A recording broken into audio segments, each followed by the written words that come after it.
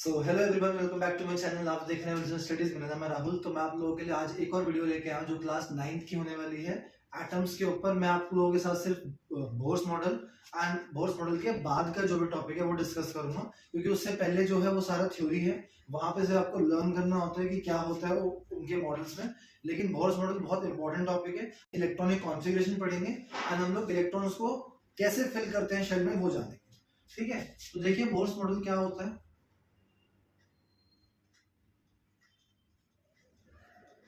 ठीक है, जैसे कि हम लोगों को पता है कि रदरफोर्ड ने ये हमको बता दिया था कि एटम जो है, एटम के अंदर एक पॉजिटिव चार्ज पार्टिकल होता है विच इज न्यूक्लियस, और उसने ये कहा था कि इलेक्ट्रॉन इसके आसपास मतलब इसके अराउंड रिवॉल्व कर रहे हैं इन अ सर्कुलर ऑर्बिट। इसने नाम नहीं दिया था, तो ये इसने बताया था। बट इसका ड्रॉबैक ये था कि अगर इलेक्ट्रॉन रिवॉल्व कर रहे हैं हमारे सर्कुलर ऑर्बिट में, क्योंकि इलेक्ट्रॉन एक नेगेटिव चार्ज पार्टिकल है और प्रोटॉन एक पॉजिटिवली चार्ज पार्टिकल है, तो क्या ये इलेक्ट्रॉन की एनर्जी, ऐसा कभी हो सकता है कि इलेक्ट्रॉन की एनर्जी कभी खत्म हो जाए और इलेक्ट्रॉन जाके न्यूक्लियस के पास अट्रैक्ट हो जाए और आपका एटम जो है वो कोलैप्स हो जाए? बट एक्चुअल में ऐसा नहीं होता, because atom is a quite stable substance जो कभी भी आपका अनस्टेबल या फिर डिस्ट्रॉय नहीं हो सकता। ये हम लोगों ने पढ़ा है। तो इसका मतलब कुछ तो होगा कि ये जो इलेक्ट्रॉन रिवॉल्व कर रहा है इसकी एनर्जी के बारे में कुछ बताएगा कोई, तो वो इसने नहीं बता पाया था।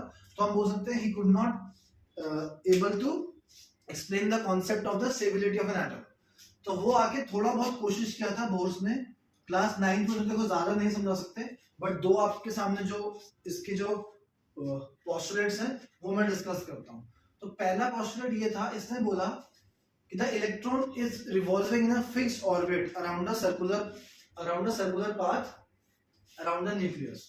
तो मतलब इसने क्या बोला कि जो न्यूक्लियस है, न्यूक्लियस के साथ में ना आसपास कुछ फिक्स्ड ऑर्बिट है, सिर्फ इलेक्ट्रॉन उसी के अंदर रिवॉल्व कर सकता है, and those orbit are also known as shells.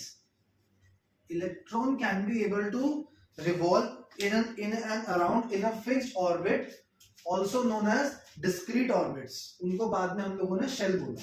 इसका मतलब देखो क्या है, मतलब ये कि न्यूक्लियस यहाँ पे है, ठीक है।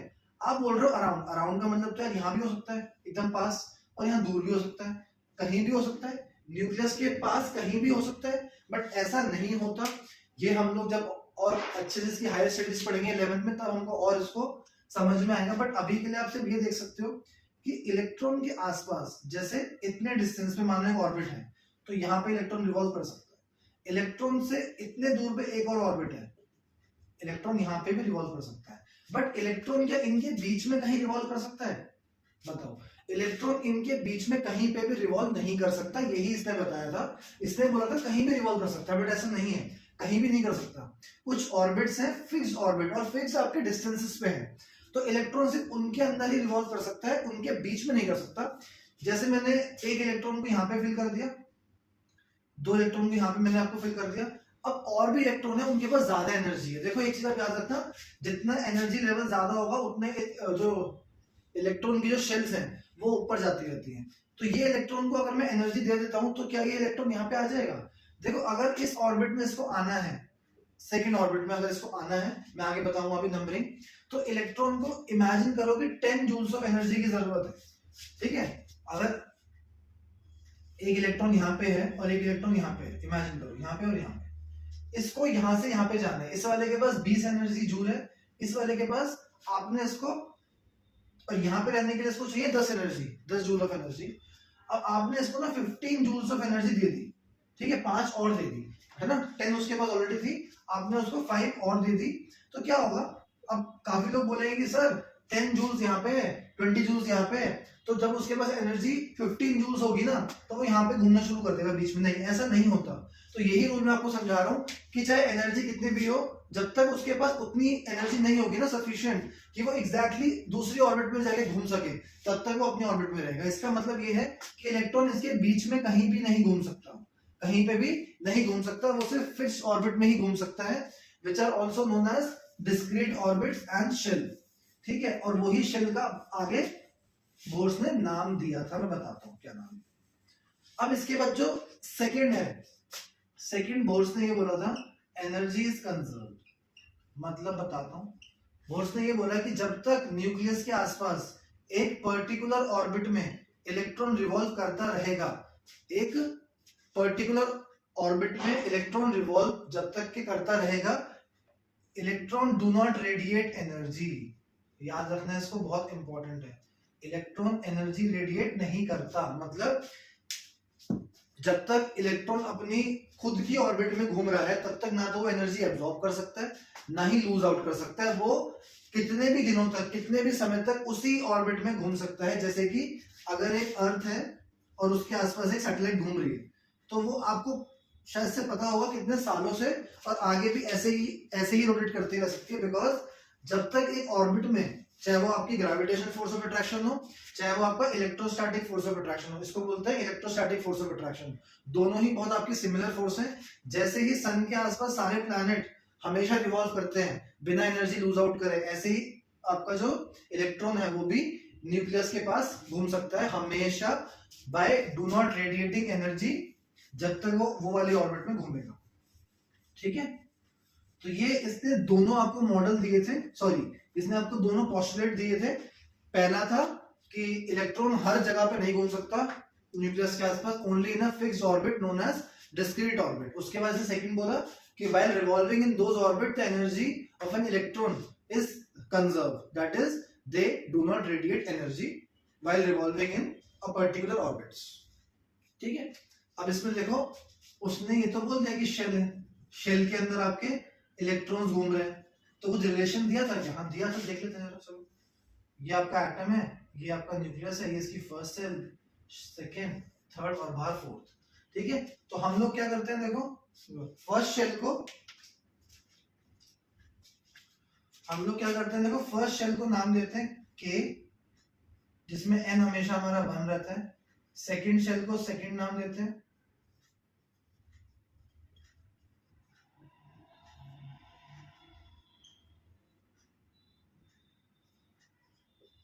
लीजिए के एल एम एन। हमने यहाँ पे 4 शेल पढ़ी है, बट ऐसा नहीं है कि सिर्फ एटम के पास 4 शेल ही होती है, एटम के पास बहुत सारी शेल हो सकती हैं और होती भी हैं, बट जितना हमको पढ़ना है यहाँ पे 9th और 10th में, उसके लिए ये इनफ है। तो हमें 4 शेल इनफ है, के एल एम एन 4 शेल इसने आपको नाम दिया, n is 1 for the first shell, और ऐसे करते करते सेकेंड, थर्ड एंड फोर्थ। अब अगर आपसे कोई पूछते हैं नंबर ऑफ इलेक्ट्रॉन्स कितने हो सकते हैं, number of electrons in a particular shell, तो उसका फॉर्मूला है 2n²। क्या फॉर्मूला है उसका? 2n²। तो इससे अगर आप बात करोगे, यहाँ पे n की वैल्यू को पुट करोगे तो यहाँ 2 इलेक्ट्रॉन्स आएगा, यहाँ पे 8 इलेक्ट्रॉन्स आएगा, यहाँ पे 18 इलेक्ट्रॉन्स आएगा और यहाँ 32 इलेक्ट्रॉन्स आएगा। ये आपको याद रखना है एमसीक्यू के लिए। अगर आपसे कोई भी पूछे how many electrons can be filled in a third orbit और इन अ सेकंड ऑर्बिट और इन अ फोर्थ ऑर्बिट, तो आपको ये वैल्यूज सिर्फ एमसीक्यू के लिए इसको याद रखना है। अदरवाइज जब अभी हम लोग जब इलेक्ट्रॉन्स को फिल करेंगे तो वो मैं एक थोड़ा सा एक्सेप्शन होगा यहाँ पे, वो मैं आपको बताऊंगा बाद में। तो आपको ये नंबर्स एमसीक्यू के लिए याद रखने हैं। फॉर्मूला है 2n²। अब यहाँ पे n की वैल्यू को 1 रखोगे 2 आ जाएगा, 2 रखोगे तो 2 का स्क्वायर 4, 4 2 8, 3 रखोगे 3 का स्क्वायर 9, 9 2 18, 4 रखोगे 4 का स्क्वायर 16, 16 into 2 is 32। ऐसे ही आंसर आपके सामने आ गया। इसके बाद जो नेक्स्ट है रूल, एक आप देख लो, एक रूल होता है कि जब भी आप इलेक्ट्रॉन को फिल करोगे ना, अभी जैसे मैं आगे कराने जा रहा हूँ अभी, तो इलेक्ट्रॉन को आप जब यहाँ पे फिल करोगे तो रूल ये कहता है कि जब तक आप के की maximum capacity which is 2 electron, जब तक आप के के अंदर 2 इलेक्ट्रॉन्स को कंप्लीटली फिल नहीं कर देते तब तक आप एल शेल में नहीं जाओगे विच इज 28 एंड यहाँ 18 एंड यहाँ 32। तो ये रूल है कि आप जब तक पहली शेल को कंप्लीटली नहीं फिल कर दोगे तब तक आप नेक्स्ट शेल में एंटर नहीं कर सकते। ये आपको ध्यान रख के अभी आगे एटम्स के इलेक्ट्रॉनिक कॉन्फ़िगरेशन को फिल करते हैं। देखो मैं यहाँ पे सारे एटम का तो नहीं करा रहा, मैं कुछ 2 या 3 एटम ले लेता हूँ, बाकी मैं आपको बता दूंगा कैसे करना है। तो हम लोग लेते हैं स्टार्टिंग से, जैसे हाइड्रोजन, हीलियम, लिथियम, बेरिलियम, फिर उसके बाद नियॉन, फिर उसके बाद सोडियम, देन आपका sulphur, chlorine, argon, potassium, calcium. ठीक है, सपोज मैंने सिर्फ इतने आइटम लिए, यहाँ पे के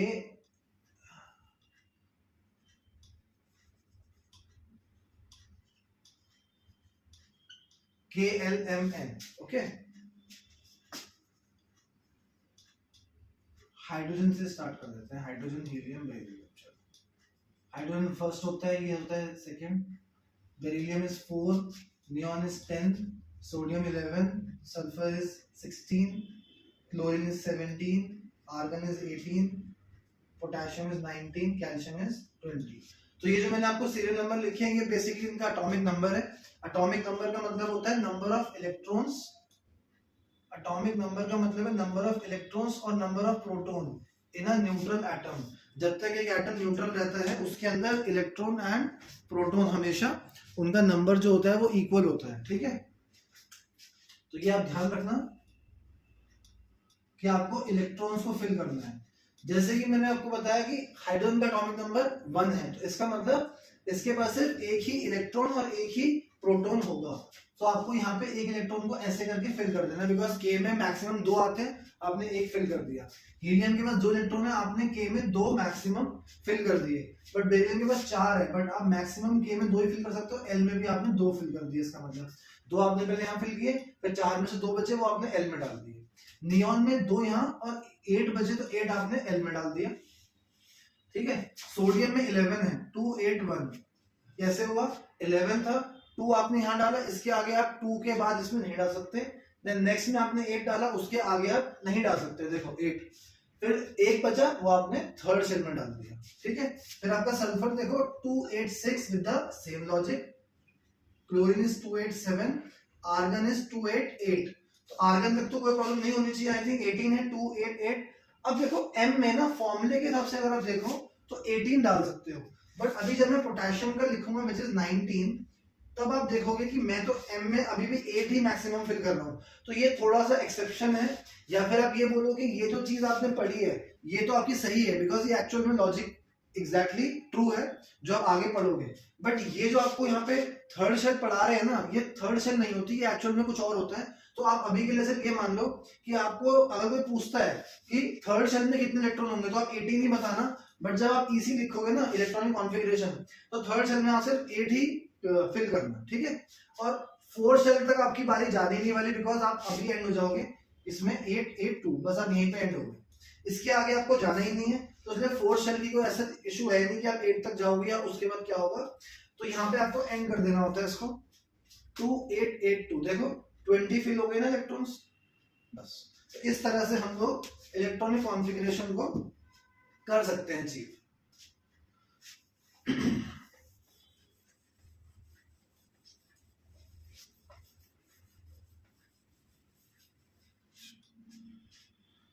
देखो नंबर ऑफ इलेक्ट्रॉन्स क्या होते हैं, number of electrons, number of protons हमेशा एक एटम में इक्वल होते हैं, ये हमेशा।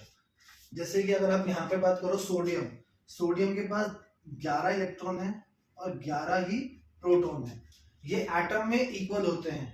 आयंस में ये इक्वल नहीं होते। अब मैं आपको बताने जा रहा हूँ कि आयन कैसे बनते हैं, देखो।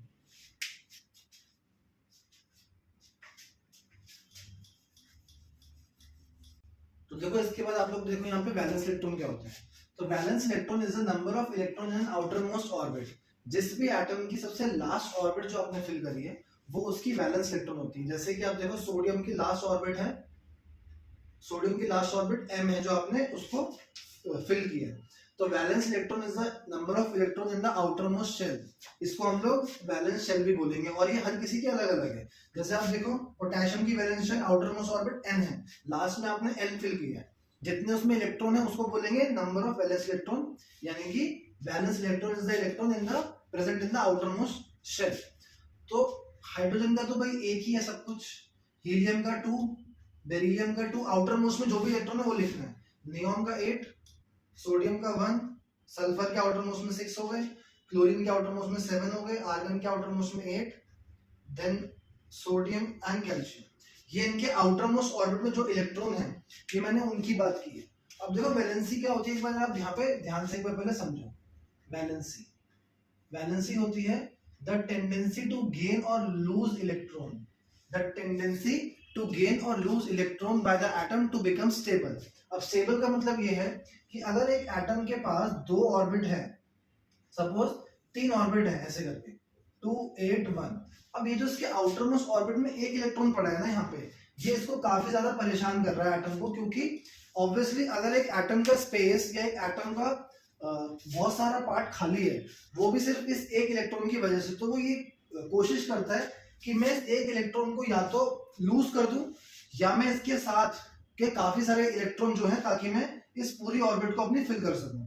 तो जैसे कि हम देख पा रहे हैं थर्ड ऑर्बिट है इसकी, एक इलेक्ट्रॉन है यहाँ पे, और हम लोग इसके अंदर मैक्सिमम 8 फिल कर पाते हैं। हम लोग मैक्सिमम यहाँ पे थर्ड ऑर्बिट में 8 इलेक्ट्रॉन्स को फिट कर सकते हैं। अब यार यहाँ पे या तो आप लेके आओ 7 इलेक्ट्रॉन, या फिर इस एक को भी दे दो, ये कर सकते हो आप, ताकि जो सोडियम है वो अपना ऑक्टेट कॉन्फ़िगरेशन अचीव कर ले। ऑक्टेट कॉन्फ़िगरेशन क्या होता है वो भी देखो। ऑक्टेट कॉन्फ़िगरेशन वो कॉन्फ़िगरेशन होता है जिस कॉन्फ़िगरेशन में एटम एक कंप्लीटली स्टेबल एटम बन जाता है, मतलब उसके पास उसकी अपनी अपनी शेल में कंप्लीट इलेक्ट्रॉन होते हैं, उसके बाद वो इलेक्ट्रॉन आगे आपके फर्दर लूज आउट या गेन नहीं कर सकता। जैसे यहाँ पे देखो सोडियम के पास आपका जो एक इलेक्ट्रॉन है वो एक्स्ट्रा पड़ा हुआ है 281, अगर वो एक निकाल देता है देखो, तो इसमें भी कंप्लीटली फिल हो गए, इसमें भी कंप्लीटली फिल हो गए, उस केस में सोडियम एक स्टेबल एंटिटी बन जाएगा। तो इसीलिए अब आप मुझे बताओ 7 गेन करना इजी है या एक लूज करना इजी है? ऑब्वियसली एक लूज करना। तो हम ये बोलेंगे कि सोडियम एक इलेक्ट्रॉन लूज करता है to become a stable entity, वो स्टेबल बन जाता है। तो इसलिए सोडियम की वैलेंसी 1 है। अब मैं यहाँ पे +1 -1 आपको बाद में बताऊंगा, तो अभी के लिए आप ये जान लो सिर्फ कि सोडियम की वैलेंसी +1 है। अब ऐसे ही पोटेशियम की भी 1 होगी और कैल्शियम की 2 हो जाएगी, बिकॉज कैल्शियम के आउटर मोस्ट में 2 इलेक्ट्रॉन है, वो नहीं चाहता कि वो 6 इलेक्ट्रॉन ले, तो इसकी वजह से वो 2 इलेक्ट्रॉन लूज कर देता है।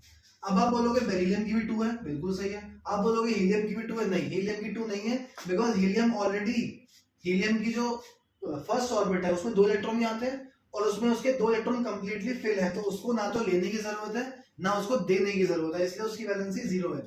हाइड्रोजन की वैलेंसी 1 ही होगी, बिकॉज एक इलेक्ट्रॉन है वो आपका लूज कर देता है आराम से।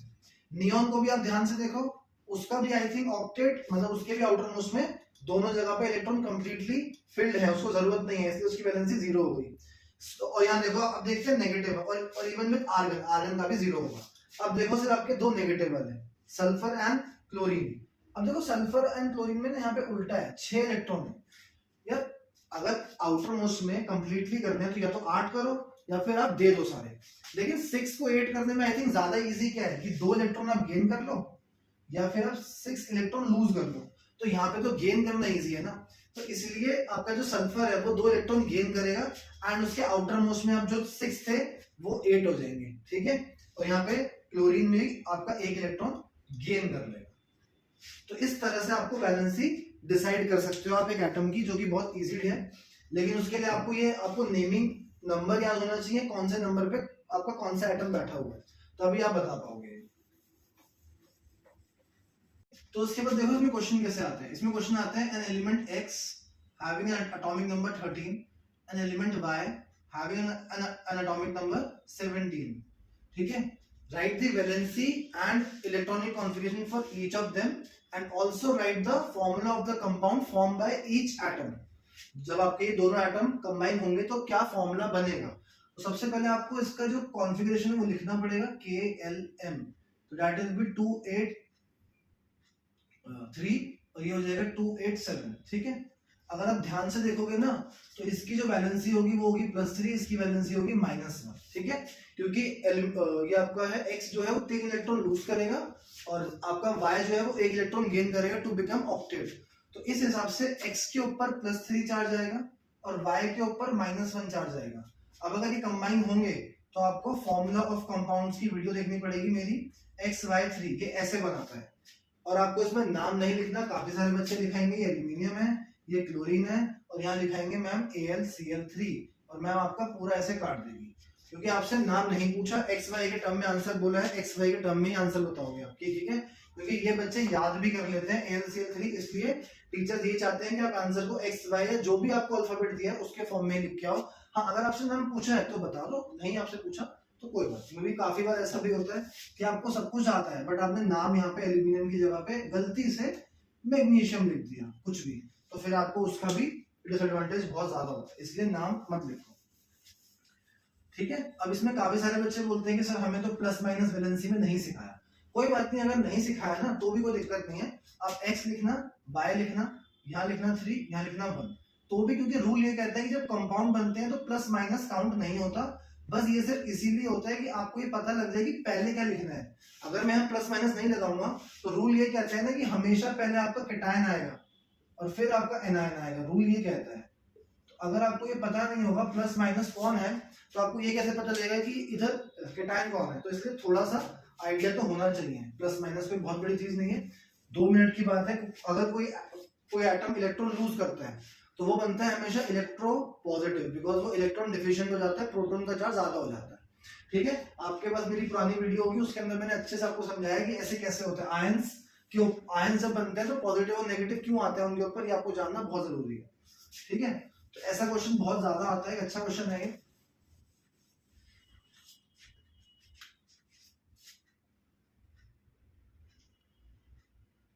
इसमें फिर एक क्वेश्चन ये भी आता है कि what is the difference between Na and Na+। ठीक है, Na और Na+ के बीच में क्या डिफरेंस है। पहला डिफरेंस तो ये है कि भाई Na एक एटम ऑफ सोडियम और ये एक आयन है।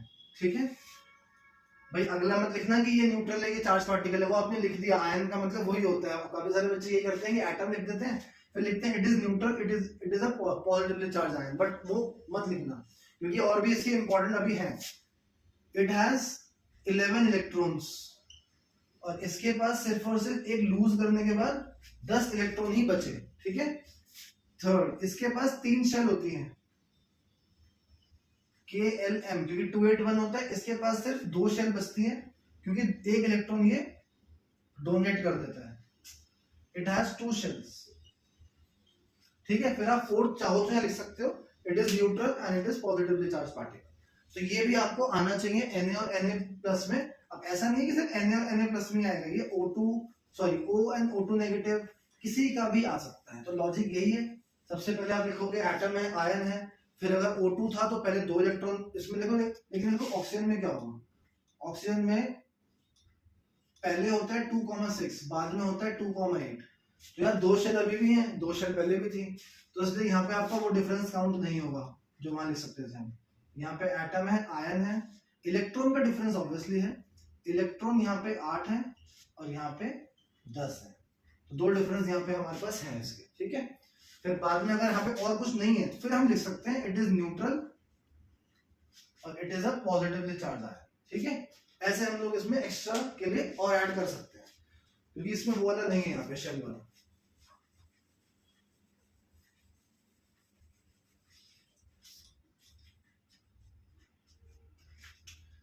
चलो, एक एलिमेंट है M जिसका एटॉमिक नंबर है 12।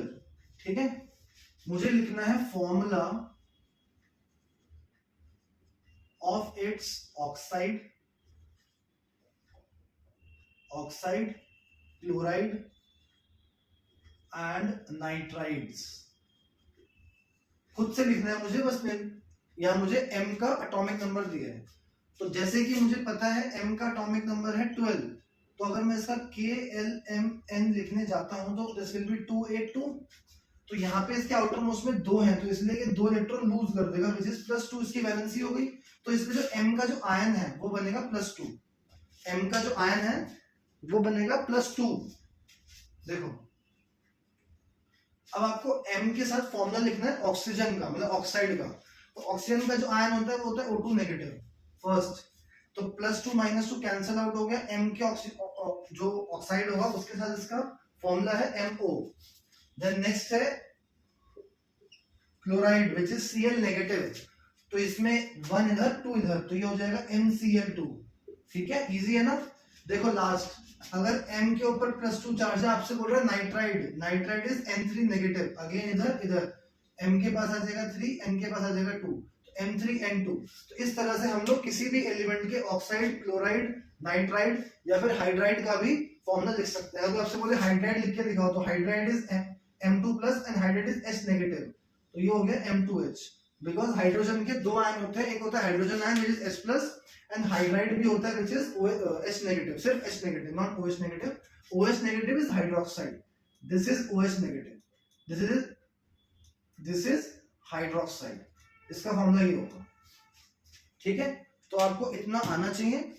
तो तब तक के लिए आप ये अच्छे से पढ़ सकते हैं क्योंकि इसके अंदर मैंने आपको ज्यादा कॉन्सेप्ट समझाने की कोशिश की है। ये भी मैंने इसमें ऐड कर दिया बिकॉज वैसे आयन का जो फॉर्मूला है ये आपके थर्ड चैप्टर में है, बट क्योंकि इलेक्ट्रॉनिक कॉन्फ़िगरेशन के बिना इसको करना बहुत ज्यादा मुश्किल है, इसलिए मैं चैप्टर 4 के साथ ही आपके फॉर्मूला ऑफ कंपाउंड्स को भी हमेशा रखता हूँ, इनको मैं अलग नहीं रखता हूँ। सो जी आप अच्छे से पढ़ सकते हो।